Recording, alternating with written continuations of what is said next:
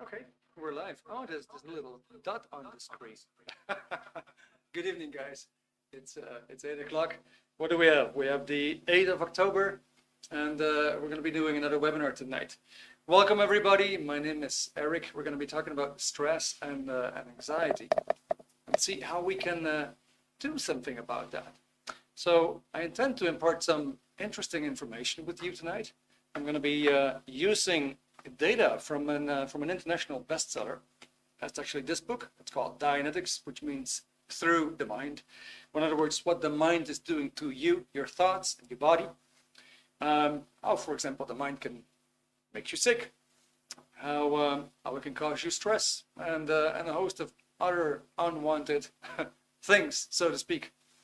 So the whole idea about the webinar is to make it very, very interactive. That's what we normally do. I'll be asking you a lot of questions just to give you a bit more of insight. My own background is actually not in psychology or psychiatry or something like that.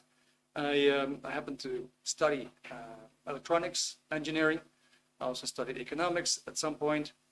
Graduated, went to work, but life was simply stressing me out.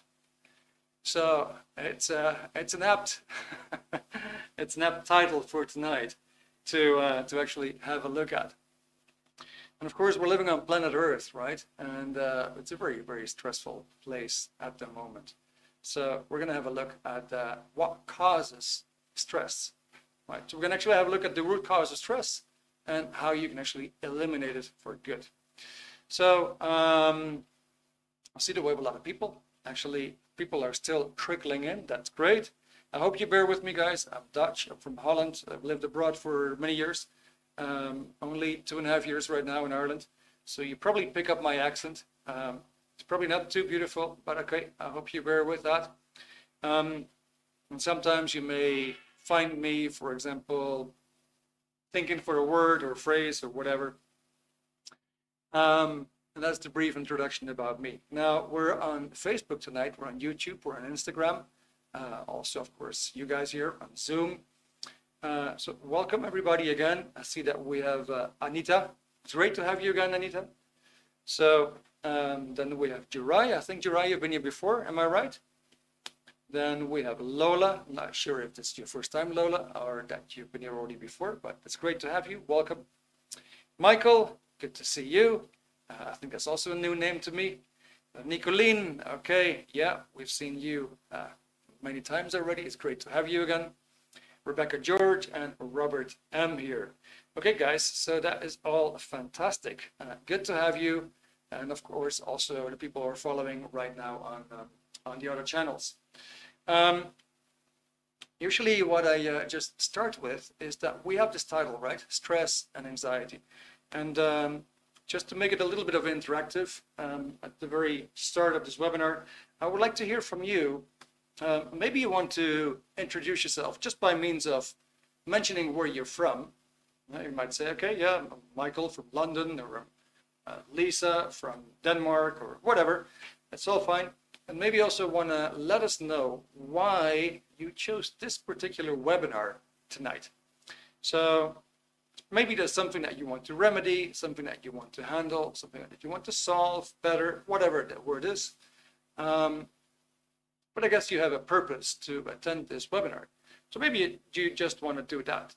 The chat is wide open. Put in the chat where you're from and why in particular are you here tonight. What do you want to solve, or what do you want to know more about?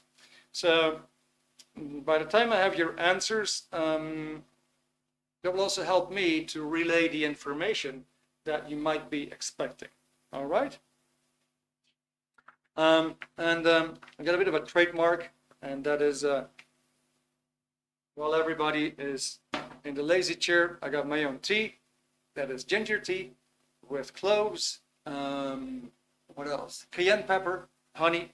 That's what I'm going to be drinking tonight in between when you guys are answering the questions. I recommend it. It's fantastic for your throat. It's a great health boost, and I'm sure it has got a lot of other benefits to it. Okay, good. So Nicolene has already replied. Yes, we know, Nicolene, you're from Holland. All right, Michael Kenneth from Cork, great. I've been to your city already twice. Loved it. Was fantastic. Lola from Munich. Also, es gibt auch Leute von Deutschland. Willkommen. Then we have Melanie from Yorkshire, UK. Robert from Dublin. All right, guys. Well, that's great. So, as you can imagine, good evening, Erik and everyone. I'm from the UK. I'm here to see how I can manage stress at work and my anxieties. All right, Anita, thank you so much. Okay, let's just dive right into it. So as you can imagine, stress, anxiety, where does that come from? What causes that? And you might attribute it to a lot of things. Some people might say, well, it's in my DNA. Some people might say, well, I know it runs in the family. Let's have a look at that. Actually, what we're going to look at tonight is the mind, the human mind. How does it work? And that's, again, a very, very interesting subject, because if you look at the field of mental health, we look at psychology, psychiatry, some other things, you can actually see, let's say from an engineering point of view, that if you were an engineer, you would know the laws of physics, and you would know how to apply them, and then you would know how to improve or remedy something and actually get the desired result. So that makes that in engineering we can actually build things, and we can correct things, and we can remedy things, and we can make things better. And in this way we can build trains, and we can build airplanes, and we can build rockets, and we can build, I don't know, machines that can, go to Mars and report everything back. We can go into all these technical things, right?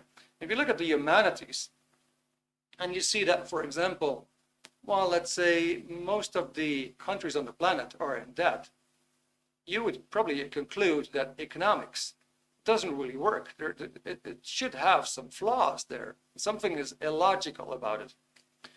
If you look at politics, I don't think we're in disagreement to say that, well, certainly a lot of things going on in politics which seem to be very illogical, right? If you look at psychology, psychiatry, their first firm statement is that man cannot change, that IQ cannot be changed, that capacity, capability cannot be changed. And so it's a bit of a dark outlook. It kind of like means that if you're stressed, well, then sorry, pal, you got to live with that forever. And tonight, the whole idea is to give you a little bit of a different perspective on that. Now, why is Dianetics such a good book? It happens to be an international bestseller. It's been an international bestseller ever since the day it came out. And right away, I give a very accurate description of the mind, what the mind is, how it works, what holds you back, what causes you stress, and how to permanently fix that. And that's a bold statement, but actually happens to be true. So we're just going to start off with a quote, and I'm going to give you a quote from the book of what the mind really is. And our regards here to Dita, and our thanks here to Dita, who is hosting the webinar tonight. Dita, you can actually put up the first quote, which is the quote about the mind. And in the meantime, we see that we have Don Kingström, greetings from Sweden, Stockholm. All right, and we have Rupert. Hi, everybody, greetings from Germany. Okay, great, guys. All right, so let's have a look at this definition. The mind. The mind is the accumulated recordings of thoughts, conclusions, decisions, observations, and perceptions of a being throughout his existence. All right, now that sounds like a mouthful, right? But the first thing is probably striking, the accumulated recordings. In other words, you keep recording every second, every minute, every hour of the day, every week. every month, every year, throughout your entire existence, you have been recording. And no worries, we're going to go into more examples of this. And while you have been recording your thoughts about these things that happened. You have been recording your conclusions, your decisions, observations, whatever you perceived, like temperature, like the amount of light, sound. These are all perceptions, and there's many of them, and you have recorded that. Good. Now we're going to go to the next picture here. That is that. Good. I just happened to be in the screen, but anyway, that's fine. That's fine. What you see here is how that recording, how that would actually work. Yeah, so we see this guy here. He's walking on the street, and he sees a tree, and he's making a picture of that. You could say a mental image. He's making a mental image of that, of him walking nearby a tree, and then he keeps walking on. And then he sees another tree and he sees a house. Then he makes a picture of that. As you can see when you move from left to right. Now we go down to the left below. We go to picture number C. And we actually see that he keeps on walking. He sees another house and a car. And he actually makes a recording of himself nearing a house and a car. And you can actually see that all these pictures, they start to stack up in time, as you will. Okay, and then in picture D, he's walking past the house already, and he's perceiving another car, he's observing another car, and he makes again another picture. And this is actually how you would conceive of the mind. Yeah, that is what your mind is. It is observing all this. Now, as you can see in that picture, he is accumulating all that data. That was part of the definition. The mind is the accumulated recordings. So it starts to accumulate here in time. And what is accumulating there? For example, his perceptions. What does he perceive? What does he see? What does he observe? That is actually recorded. And okay, so maybe we can just make it a little bit practical. The picture can go away, Dita. So maybe you remember what you had for breakfast this morning and where you had it.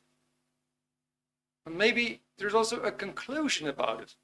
Well, we might be unaware of the fact, but maybe you actually had a thought there like, oh, you know what? This is quite tasty. I should do that again.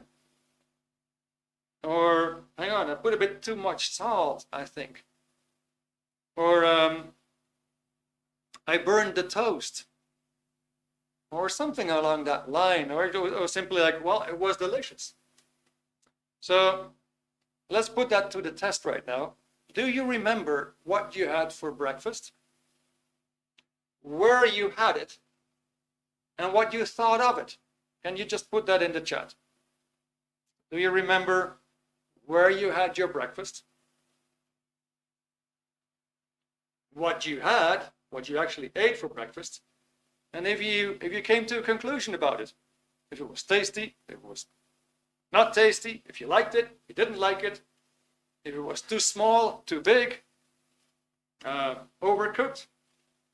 In other words, can you see, you can just reply with a yes or no, but can you see that you actually simply had a recording of that moment and also kind of like had a conclusion about it? Just a fine breakfast. All right, I like that. I had a smoothie this morning. Banana, an avocado, coconut milk, some powders in it, and that's what I love. Right? Robert, same as usual? Okay. Good. All right, so let's see, let's go a little bit more into detail. And let's inspect these pictures a little bit more. Soft-pitted apricots at home. And I had to hide the packet. All right.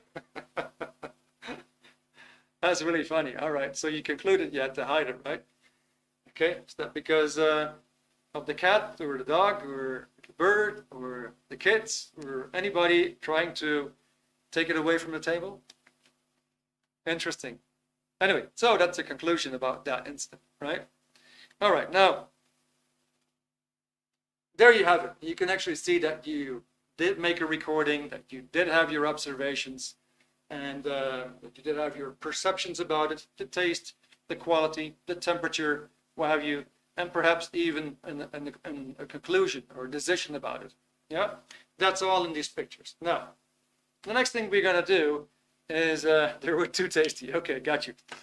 So the next thing we're going to do is a little drill just to familiarize yourself a little bit more with these pictures, all right? And so nobody's on camera. So what I'm going to do is I'm going to ask you to close your eyes, all right? Just close your eyes and imagine that you're in your favorite chair in the living room in the house where you grew up as a kid. Let's see if you actually can get such a moment. Just any moment.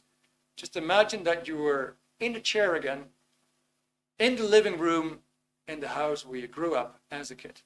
Now, if you can imagine that you're there, then what I want you to do is I want you to locate the TV in that room. So from where you're sitting, locate the TV in the room, and actually with your index finger, point to that TV. Just go ahead, you keep your eyes closed, and you would say, well, the TV is on my slightly to the left, about 3 meters away from me, for example. You kind of like know where it was, so to speak. Right? And if you have that, locate a table. Just locate a table in that room and point toward it. Many people will probably say, well, I had a table right in front of me, about 1 meter away. Perhaps. Maybe you're just getting a glimpse of that table. Maybe you can see its dimensions. Maybe you can see how many legs that table had. Maybe you can see the color of the table.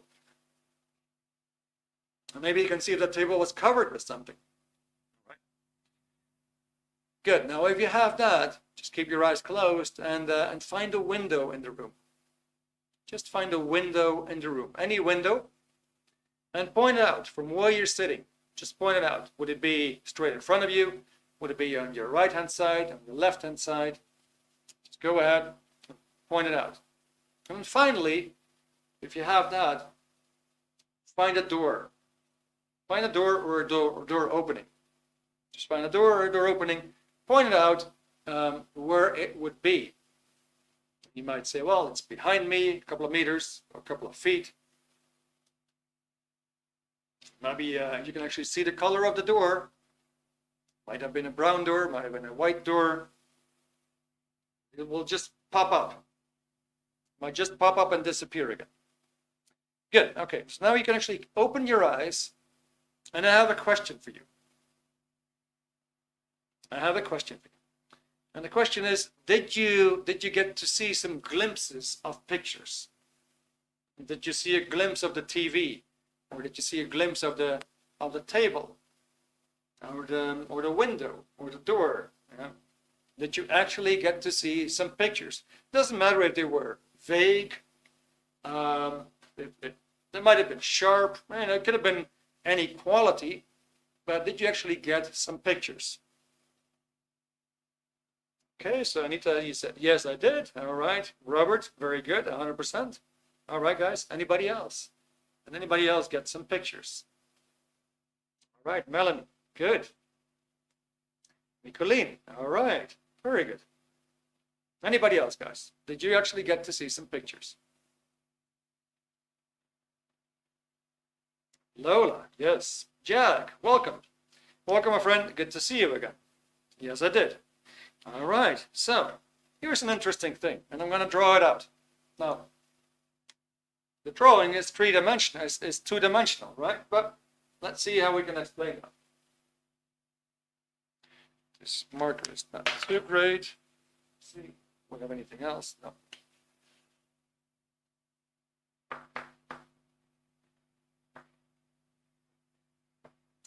So I hope you can see that. I think it's okay. Let's say this is your body. All right, and like we just saw, the mind actually makes pictures. It registers pictures.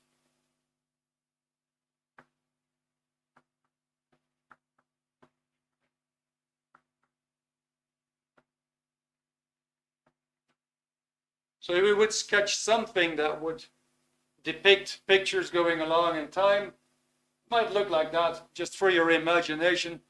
It's like a sort of like a time track where you put all these pictures on.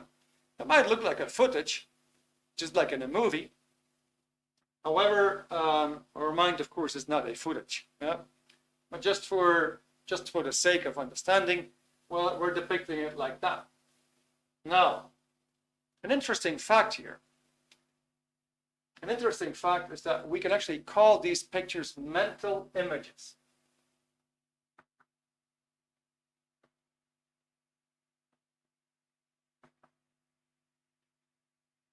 And what is special about mental? What's so special about that is that that stuff is not tangible. You could probably see the TV, but it wasn't tangible. You couldn't touch it. You could perceive it. You could observe it in your mind, but you couldn't touch it. Nevertheless, it was there. You could look at a table, you could perceive it, you could observe it, you couldn't touch it, but nevertheless it was there. In your mind, it was there. All right? That is one thing we can see. So that mental image, you cannot touch it like a marker. Like this marker, for example, it has mass, right? It's got some weight to it. It's got energy, right? It consumes its own space, and it's a materialistic object. This cannot be said for your mental images. They're not materialistic objects. That's the first thing that we can see, that we can observe, right? And the next thing that we can observe is that these pictures are actually three-dimensional. Because you could say, well, let me see, if I'm sitting here, the TV's over there, and I've got a table over there, and I got a big window over there, I got another window there, and I have a door behind me, and I've got another door over there. That's what I see when I look at my own living room, right? And you can see its dimensions. You can just recreate in your mind the whole space about you again. So, well, the TV was 3 meters away from me. The table is 1 meter away from me. The window is 5 meters away from me. There's another window there. It's about 4 meters away from me. And there's a door at the back of me, like 4 meters behind me. Okay, what does that tell you? It kind of like tells you that these pictures are not over here. And what do I mean by not over here? I mean they're not in your brain. You say, well, Erik, who actually invented that stuff? I mean, it's clear. Everybody knows that it's in the brain. Well, how did we get that data? Actually, this was an assumption that originated in Austria, in Vienna, about 150 years ago. Somebody said, it has to be in the brain. And it was just assumed that it was like that. It was just assumed that it was like that, but there was never any scientific proof for it. There was never, ever any scientific proof for that. Okay?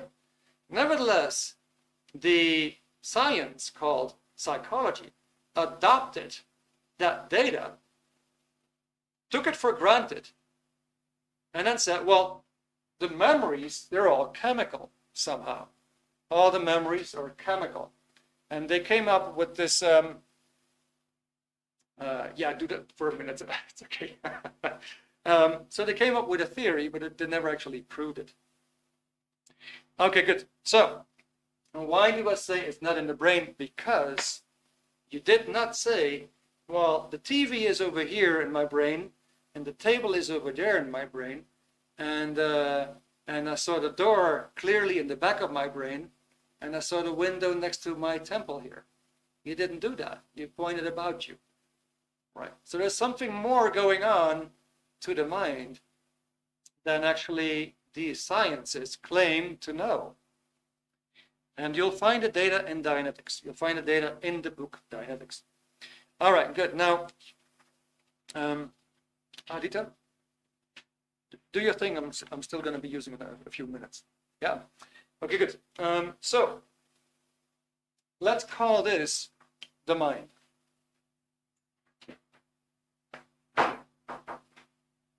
So now we have a body, we have a mind. All right, guys. So you were just looking, just like a dream. Yes, Robert, exactly. When you're dreaming, and the lights are out, these pictures might become very vivid, right? Might become very vivid. All right. Now, an interesting question now is who or what is looking at these pictures? So you just looked at the TV, you looked at the table, you looked at the door, you looked at the living room. Now my question to you is who or what is actually looking at these pictures? Put it in the chat. What do you think? What is looking at these pictures? Who or what is looking at these pictures? Okay, Robert says my mind. All right.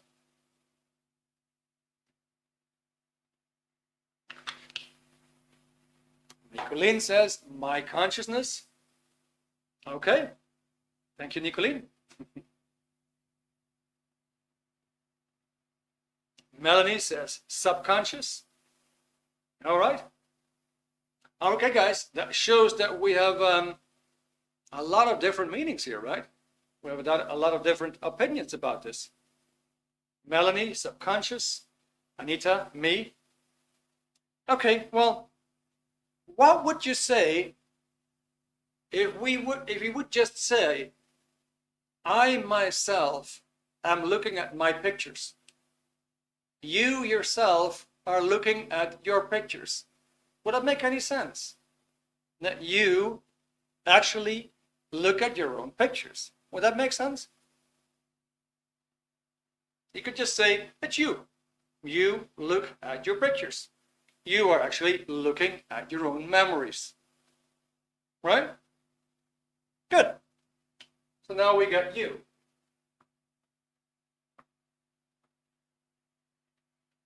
And we have just subdivided a human being into three parts. The body, the mind, and you. Now, maybe, like in nowadays culture, especially in the Western Hemisphere, the Northern Hemisphere, we happen to be very, very materialistic. So we like things which are tangible. We don't really like things which are not tangible, that we cannot touch. And we have a tendency to say, well, that's just a fantasy. You are just hallucinating. Or, people don't really agree with something if it's just an idea that somebody has. People tend to agree with things that are solid, that they can see, that they can touch, that they can smell, and say, all right, now it's real to me. So what has become very real to people is bodies. Well, okay, nothing great about a body. On average, it just lasts 75 years. If you're terribly interested in your body, okay, you can study anatomy, you can study biology, you can study medicine, you can find out more about the body. Maybe you would say, well, I would love to know more about my mind. I would love to know what holds me back. I would love to know what causes me stress. I would love to know how much potential is blocking me or whatever. And maybe you say, well, I would like to know about me. I would like to know how much better I can get. I would like to know what am I made of. I would like to know what is my full potential. Right? Some interesting questions here. Okay, so let's have a look.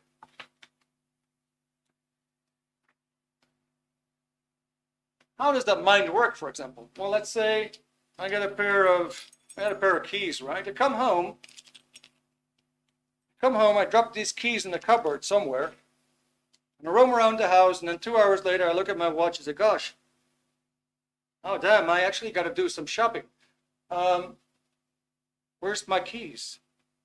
You go, where's my keys? And you looking in your pockets and you can't find your keys. And go, what the hell did I do with my keys? Now, you probably wouldn't roam around in the entire house and go to every quarter and look at every table, any desk or whatever to find your keys again. What would you do? You would probably consult your pictures. You just stand there for a moment and say, hang on, I got home like 2 hours ago. What did I do? Oh, and you get a picture again. And you have a picture again, you just put your keys in the cupboard. So you walk over and you find your keys again. So that tells you that you are an intelligence.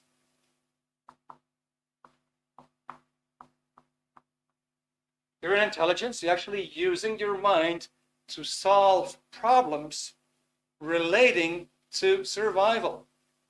It's a very key thing. Your mind solves problems relating to survival. And that is one of the key data in this book. Now, you could actually say that you're an energy.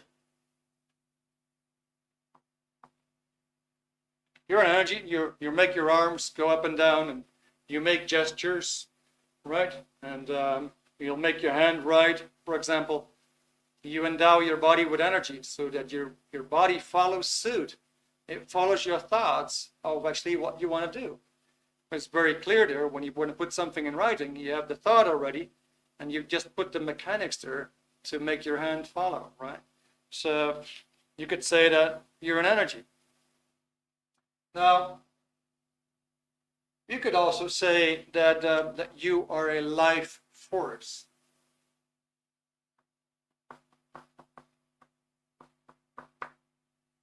And in the book, the researcher actually talks about you as a life force, and that you can have tremendous amounts of that life force available. But maybe you're only using a fraction of that life force. So you want to untap all that potential life force that is there. And that's what the whole book is about. Good. Now, I have a question for you, and maybe Dita can actually show the next question. And there's actually 3 questions here. Yeah? 3 key questions. So if you can't really find an answer to the first question, maybe you can find an answer to the next question. And if you cannot find an answer to either number 1 or number 2, maybe you can find an answer to the third question. So here's the question. Is there anything undesirable in yourself that doesn't make sense to you? Like, for example, maybe you feel shy and you don't want to be shy. So for the fact that you don't want to be shy, that doesn't make sense, right?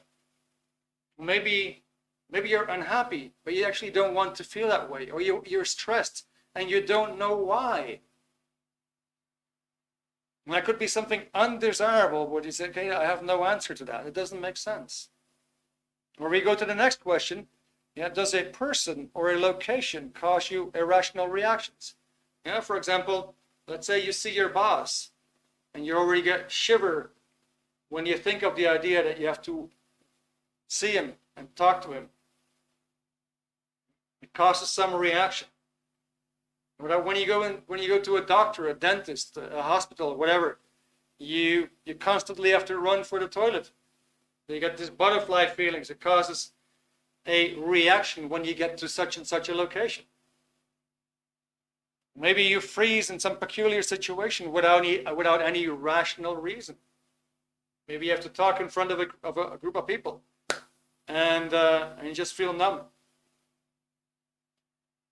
Something like that. Does that make any sense to you guys? So the answer can simply be given by just simply putting a yes or a no in the chat. Yeah? If you want to elaborate, be free, feel free to do so. Yeah? But is there anything there in that question that you can relate to, that you feel, yes, that is certainly happening in my life?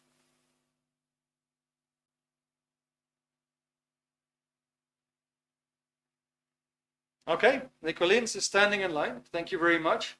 Could you elaborate on that, Nicolene, just to give everybody a little bit of an idea what you mean by standing in line? I mean, so what happens to you in that kind of situation?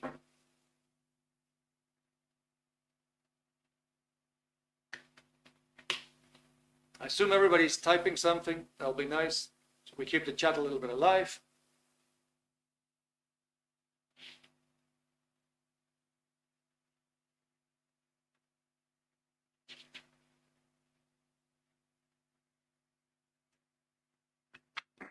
Like I said, you can also just simply put a yes or a no in the chat. Totally fine. There's a couple of yeses or nos. That makes it easy. We can just move on again. Yeah.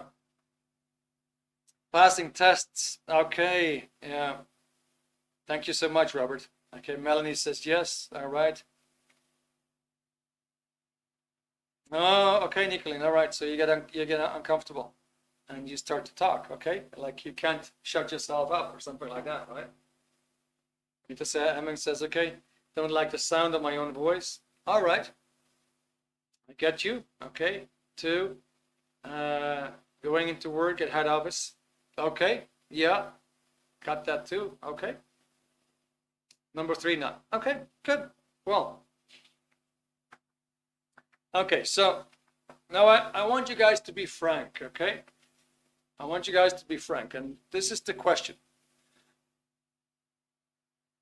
So share something, tell me something that is not under your control and seems to be stronger than you.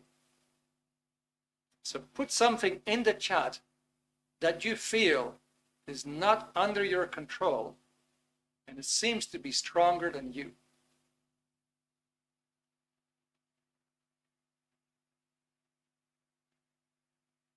Nicolene, other people? Okay, thank you. Right, so other people, they have an effect on you, an unwanted effect, yeah? Robert, the driving test? Okay, very good. I can give you an example about myself. After I graduated, I'm 56 years old right now. Back then, I was terrified, just clearly terrified of making phone calls. That was just as bad to me as seeing a dentist or a doctor. And if I would have to make a phone call, I would just get bloody nervous, and I had no clue why. I would get immensely stressed and started to become very afraid. My armpits would start to smell. I would go into fear and felt completely lost, like I could not handle that. Now, because of Dianetics, because of this technology on the mind, that has completely turned around for me. Actually, now I love to be on the phone. I love to talk to people. And it doesn't make me nervous anymore, right? I'm just indicating that whatever you feel there is, maybe there's something there, maybe there's something there, you just may not want to bring it up in public, which I respect, yeah? As long as you get the question that is real to you, that there's something there that's not under your control, and it seems to be stronger than you. Now, just to give you an idea, yeah, did you ever have to speak in front of a group of people? Well, Or do you ever have to go to, let's say, a job appointment, like a job application, and you felt nervous or stressed? Have you ever felt that? You went to a job application, like an interview, or you had to talk in public, and you felt nervous or stressed. Now let's come up with just a simple example. Yeah. All right. So Robert says yes. Melanie, yes, every time. Okay. Nicolene says sometimes. All right. So here is the discovery. Here's the discovery that I want to share with you guys tonight. There is something there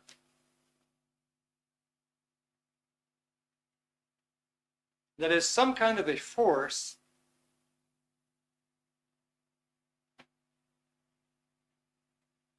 and that force, it controls your body. It's comparable to like electricity or pain or some kind of a very, very unwanted sensation, like this butterfly feeling in your stomach, right? And that force, you could also call it stress, it actually controls your body.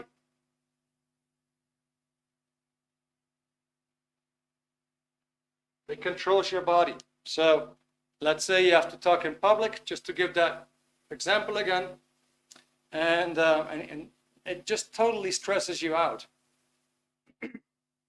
How does it control your body? What happens? All of a sudden you get a dry throat. You feel you have to drink and you have to drink and you have to drink.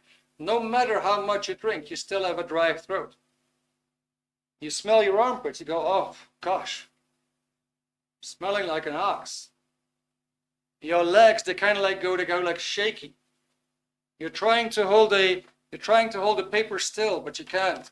It has to go like, you cannot hold something still. There's something there that clearly controls your body. Now, it also controls your mind. It controls your mind. Let's say you had a down cold what you were going to tell to that group. You said, well, I'm going to be talking about A, B, C, D. And the moment you're there and you're under stress, you all of a sudden go blank. And you forgot what you were going to say about A, and you forgot what you were going to say about B, you forgot what you were going to say about D, C, and D, and so on. It's as if it kind of like put a barrier between you and whatever was there that you knew. Now, it would even control, so it controls your mind, your thoughts. It even controls your purposes.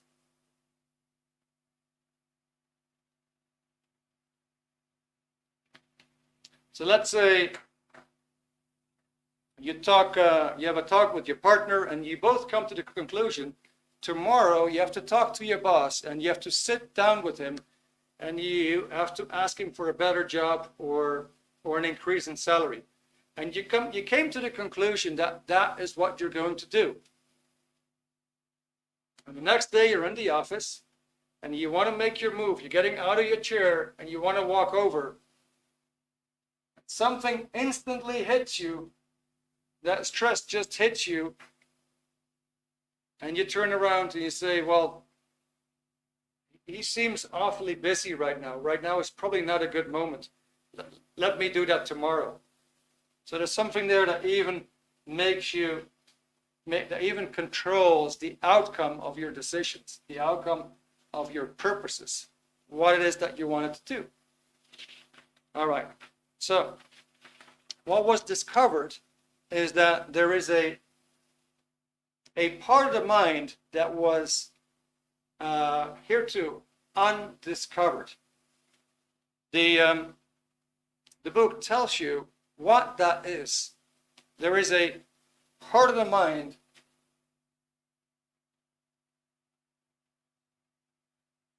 that stores all the bad experiences.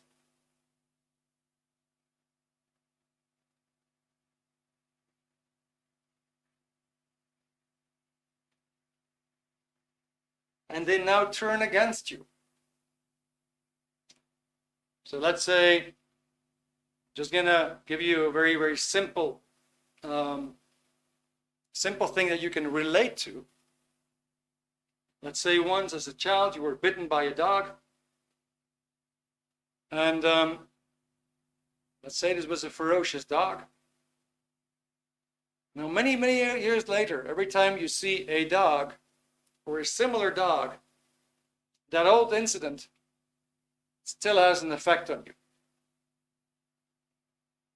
Same way you can actually have something with other subjects like spiders or whatever. Yeah, let me see here.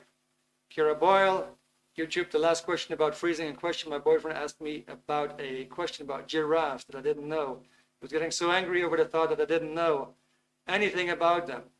Kind of froze in time because I was worried that I wasn't smart enough for him. Okay, Kira. Thank you for that comment. Much appreciated. Okay, I hope that gets handled.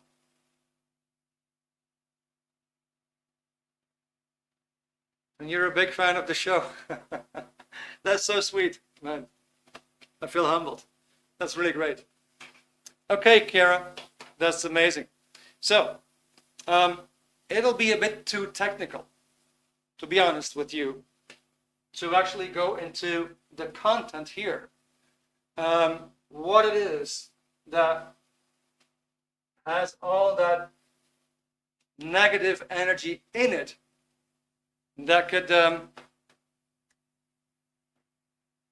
completely limit your potential. I'll give you a snippet. I'm just looking at the time. I'll make it very, very simple.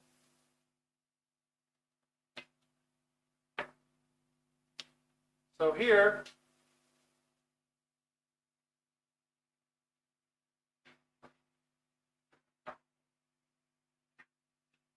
here's a picture, and that picture contains pain.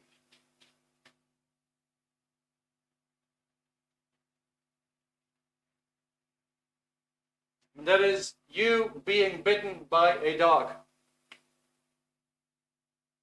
Okay?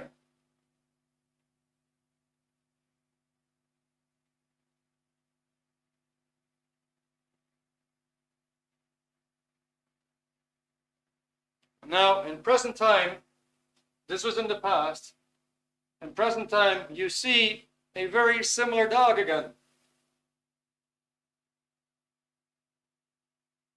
What is your mind going to do? Put something in the chat if you want. What is your mind going to do?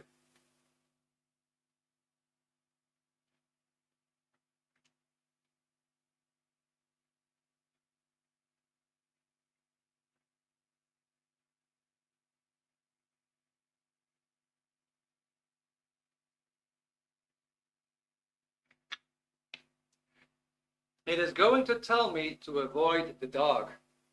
All right. It's going to freeze a little. All right. Good. So, it seems like your mind is going to throw this picture here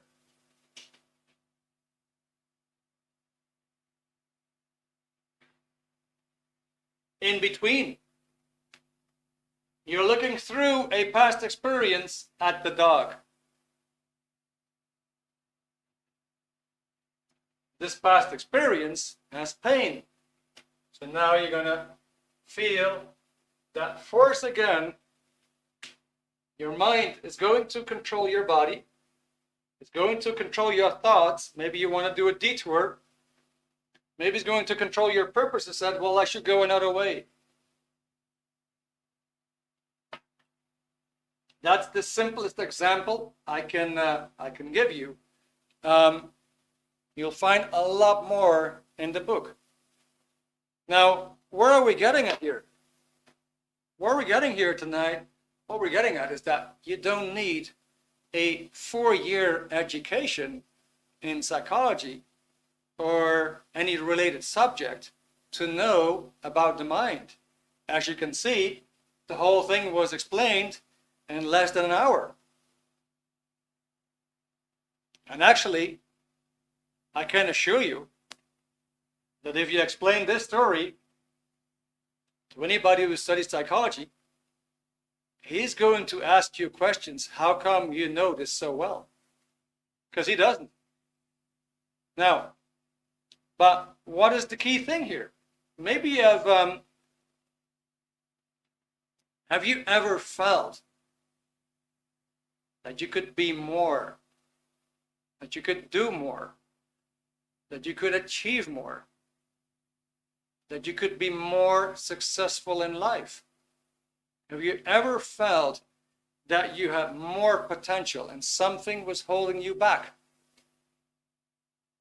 Put that in the chat for me, please. Have you ever had this thought to yourself, like, gosh, there must be something more in me. There must be something more I can be, something more I can do, something more I can achieve. I know I can be better somehow.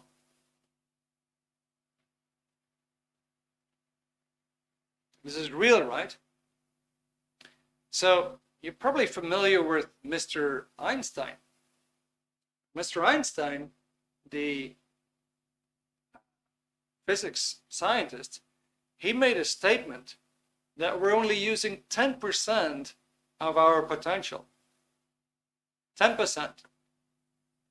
All right. Now, I want to ask you, would it be real to you that we as humans, we only use 10% of our potential, or perhaps even less?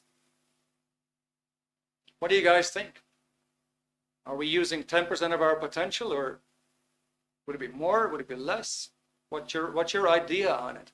Is it real, in other words? Is it real? Is that statement real? Are we using 10% of our potential? Maybe we can smash it down right now before 9 o'clock. Everybody says a yes or a no. Anita says, where the hell is my 90%? Okay, Nicolene says, I don't know. Okay, Melanie says, all right, I am. So I guess that's real for you, Melanie, right? Good. Robert, equal, life takes over. So here's the kicker. Here's the kicker. This is the discovery.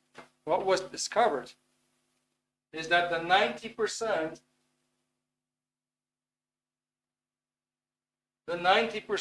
is actually in there. And that part there is greatly reducing your potential. And the 90% is actually working against you. How many times did you decide to do something for yourself? Something positive. Something that you felt you wanted to achieve. And then you didn't do it. Right? Maybe the opposite of it. Maybe you feel ashamed, or you feel bad about doing certain things that you feel like you shouldn't be doing, but you can't stop yourself. You have to do it. There's 90% there just working against you. Like I had with the phone calls. I couldn't do a bloody phone call. I would not even call the hairdresser. As you can see right now, I don't need that. But I came in very, very handy when I was 20 years old, but I didn't dare to pick up the phone. Back then, I lived in Holland. I would just get on my bike and I would pedal to the hairdresser, and I would come back an hour later and I had an appointment. And this whole thing started to dominate my life. So I was definitely aware that was problematic in my life. Good. So now, what is so special? What is so special about this book? In the first chapter, it tells you where the 90% is and how you can actually develop it. In other words, you don't need to be in stress. You don't need to have this anxiety. Well, let me be very clear. You're here tonight which is a topic about stress and anxiety and how to handle it. Well, if you're here, you probably agree that you don't want stress in the first place. Yet you are stressed. You don't want to be anxious in the first place. Yet you feel anxious. You don't want to have certain fears. Yet you're afraid to participate. Right? And it does a lot of damage. It does a lot of damage to you. And it fans out to your relationships. It might make you a spoilsport. You cannot participate. Maybe you want to hide sometimes. And all these feelings you don't want. So there's something there that you don't want. It is controlling you, and it seems that you can't control it. Now here's the kicker. That book is a book that you are not supposed to know about. Because the book actually has the whole technology on the mind. It tells you, like I did tonight, but in much more examples, many more details, what your mind is and what it is exactly, what holds you back, and how to fix that permanently. If you want to get that 90%, you probably want to find out where it is and how you actually can develop it. You'll find the answer in the book. Now, I see that we're nicely in time. Normally I always need like another couple of minutes. Last week I think I exceeded by 15 minutes. So tonight, basically, I would like to end off here, and I would like to make you an offer. And we have the book on promotion with free shipping tonight, with an extra book that is called The Way to Happiness. I'm not sure what price is going to come up because the promotion was just made while I was preparing this webinar, but it's going to come up right now. Dita is going to put it in the chat for you guys. Have a look. All I can say, this book radically changed my life. I started to make more income. Actually, at some point I made 5 times more income as I did before. I became very successful with it. You can look up Grant Cardone. This guy was on drugs and he had a big purpose, and he simply didn't know how to make it in life. He found that book. Nowadays he's a multi-billionaire and he helps other people to become rich. He's all over YouTube. He thanks all his advancements to this book, Dianetics. Same thing goes for John Travolta, who says, like, because of that, something really big could happen in his career. You'll find a lot of things going on TikTok with Dianetics. Yeah, it's been a bestseller from the first moment it was published, and it's still a bestseller today in several countries in Europe. It's absolutely booming in Italy, in the Czech Republic, in Slovakia, Denmark. It's really big. And the beauty is that none of that stuff here you'll find in any other self-help book, in any motivational book, in any psychology textbook. You'll find none of that stuff as clearly explained as you have it in the book. And while reading it, you're going to get all these realizations, finding out, now I understand why this keeps happening to me. And as you continue reading, of course, the book is a practical book. You actually have a method, a therapy, if you will, to apply, to work, and have results with it. Because bottom line is, it's not a book to believe in, it's a book to use. It's a manual for the mind. It's something to use, that you can use and apply in your life in order to improve. I'm going to shut up. I'm going to let you guys What we're promoting tonight, Robert, is a soft copy. But if you want to have a hard copy, I think the hard copy is 36 euros, something like that. It's beautiful. I got a couple.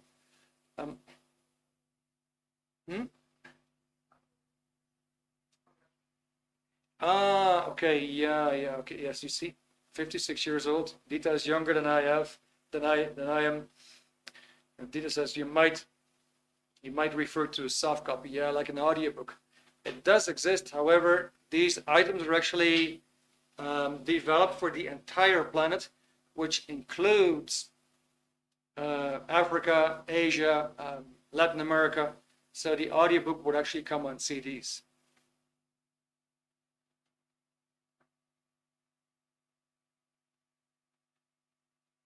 Kira Boyle, absolutely love this webinar. Really enjoyed. Okay, Kira, we should have a chat. It's great. I love it. I love these comments. It's great. I'm very happy you're picking up something. Yeah. So you can see. I have to comment to this, Kira. I have to comment to this. You may have been told that the mind is very complex to understand. And you'll find out it is essentially simple. It is only any subject is hard to understand if it wasn't understood in the first place by the people who actually looked at it. Right? If they didn't understand it themselves, they just went into complexities. Right? But everything is essentially simple once it is understood. That's the beauty of Dianetics. It makes the whole thing very simple. And so it might sound outrageous, over the top, and what have you. Just imagine that you could actually only get a portion of that 90%. Imagine that you can go from 10 to 20. Gee whiz, I mean, your life is changing so much. Let's imagine that that you're not holding yourself back to the extent that you do now. That you're not being stressed to the extent that you do now. That you can actually go to sleep and be well rested the next morning. That your energy levels are way higher. I mean, I could tell you honestly, I'm 56 years old. I outrun my kids in terms of energy. They're not even half my age. And all I can say that is because of this subject. I've been looking for it a long time. I've been really happy that I found that. Because life on Earth, you know, it is not easy, and you do need something to strengthen yourself. All right, guys. So Melanie, if you want to order it, I can help you with that. I can send. We can definitely ship to the UK without shipping charges. No worries. If you try to order it and for whatever reason it fails, no worries. I can give you a ring. We can do it over the phone, whatever. Yeah. So you want to have it, yeah? Now we're actually based in Dublin. Anybody who wants to have a free Dianetics session to actually have a look at that and see how it works, you guys are very welcome to come here. We're close to the M50. We're fortunately not in the city. We're more at the outskirts. You can actually have a Dianetics session and you can see how fast you can actually make changes in your life. And these changes are permanent. Whatever you gain, you will not lose. And you can even do before and after personality and IQ tests, and you can actually see the improvements. And just like if you have a broken down car, you bring it to the garage, and a couple of hours later, it's better. Imagine that such a technology exists today where you can effectively do something for yourself, raise your own IQ, and feel more confident. Isn't that the greatest thing? Well, that's my passion. That's why I'm here. That's why I'm sharing this with you guys. Okay, guys. Any questions? Feel free to drop me any questions. And then we're going to slowly move towards the end of the evening.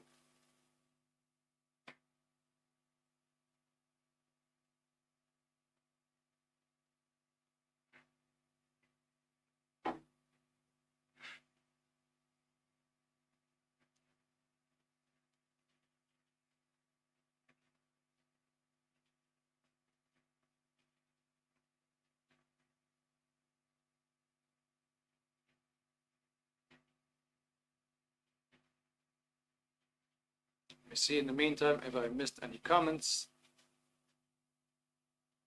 Yeah, Anita, you definitely need to start reading, my dear.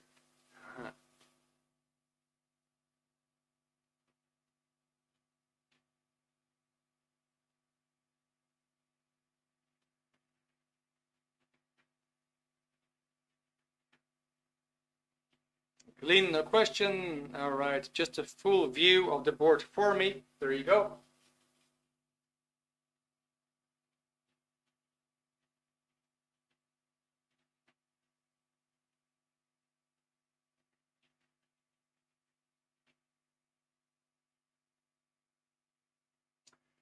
All right, guys. So next week I will not be here. My colleague will be here. That is Devante. I recommend that you see Devante as well. You get to meet Devante. He's from Alabama, from the United States. He is actually delivering workshops here, and he has a series of workshops called The Anatomy of the Human Mind. It is absolutely mind-blowing stuff. If you're in Dublin, it is 20 hours for the price of 50 euros. It is a complete life-changing experience. Reach out to us if you want more data. I'll be happy to share that with you. For now, I'll probably be seeing you back again in 3 weeks from now. I'm going to go to India for 2 weeks travel. You guys have been great. I loved having this chat with you. You guys, I loved the participation in the chat. It was fantastic. I hope everybody got something out of it. Yeah. We actually wanted to aim at what is the source of stress and anxiety. It's all in there. First part of the book will tell you exactly where that stress and anxiety is coming from, why it keeps happening to you, because it won't stop until you handle it. And the handling is in the book as well. Think it over. Maybe you want to get yourself a copy. Once again, it's great to have you guys. See, Robert, can you send me the link? Thanks, Eric. Okay, see you in a few weeks. All right. Okay, now it's it's rain. I can't keep track with you guys. Now it's just raining comments. Anyway, I'll check on that. Let's see.